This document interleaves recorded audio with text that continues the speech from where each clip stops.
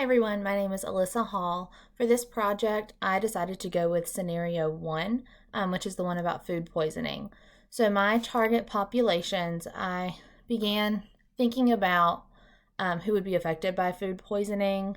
I would start with older adults just because it made me think about dehydration, all the risks that come along with the symptoms of food poisoning like diarrhea, vomiting. They're just more at risk.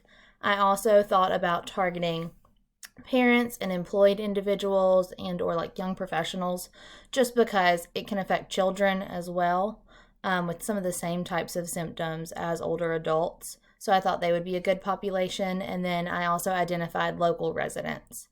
And so the ways I decided to go about this, I started to think about how I personally get my news, how my friends do, my family, the difference between my parents and my grandparents. So when it came to older adults, I thought about doing a radio ad to get the announcement out there, as well as a newsletter in the paper. I wanted to be able to do a video, but I had some time constraints and opted to go with two other options. I also decided for parents, employed individuals, to go with a press release because they still might watch the news and send everything out that way. And then I also utilized Twitter.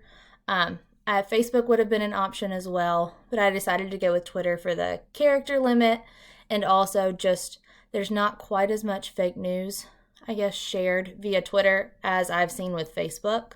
And then for local residents, I opted to go with flyers in local stores to express what is going on, the recalled products, and whatnot there.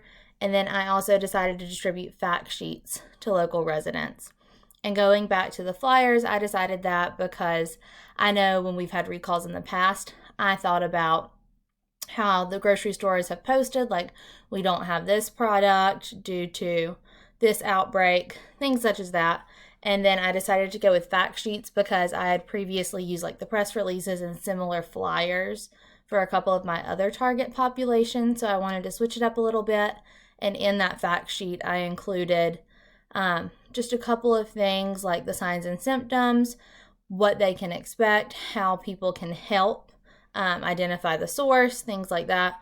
So that's how I kind of came around to figuring out my target populations and then narrowing down which methods I wanted to use to reach those populations. I hope that helps, and thank you guys. I can't wait to hear your input.